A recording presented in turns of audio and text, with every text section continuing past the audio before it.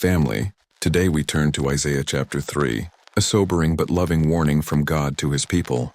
Isaiah begins with these words, "See now, the Lord Almighty, is about to take from Jerusalem and Judah both supply and support, all supplies of food and all supplies of water." Isaiah 3:1. God is not talking only about bread and water.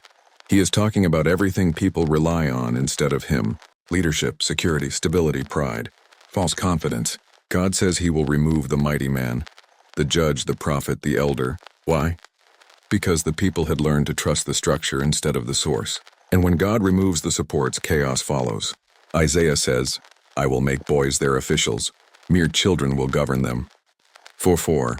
This is not about age. It is about immaturity ruling where wisdom once stood. The people oppressed one another. The young rose against the old. Respect vanished. Society began to unravel not because God was absent, but because God was being ignored. Verse 8 tells us the root of the problem. Jerusalem staggers, Judah is falling. Their words and deeds are against the Lord, defying his glorious presence. Church, this is the danger. Living as if God is irrelevant while still claiming his name. God then speaks directly to the leaders. "You have ruined my vineyard. The plunder from the poor is in your houses." 3:14. God always holds leaders accountable.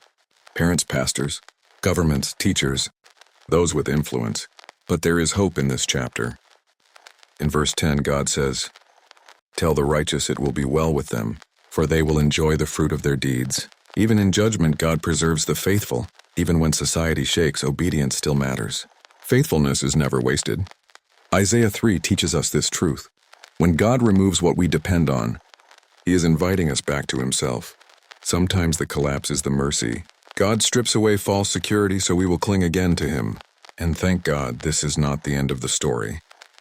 Because generations later, God sent Jesus, the true and perfect leader, who was never removed, never corrupted, never defeated. When earthly supports fail, Christ remains. So today the call is simple. Do not trust systems more than God. Do not rely on appearances over obedience. Do not ignore the Lord while claiming his blessings. Honor him.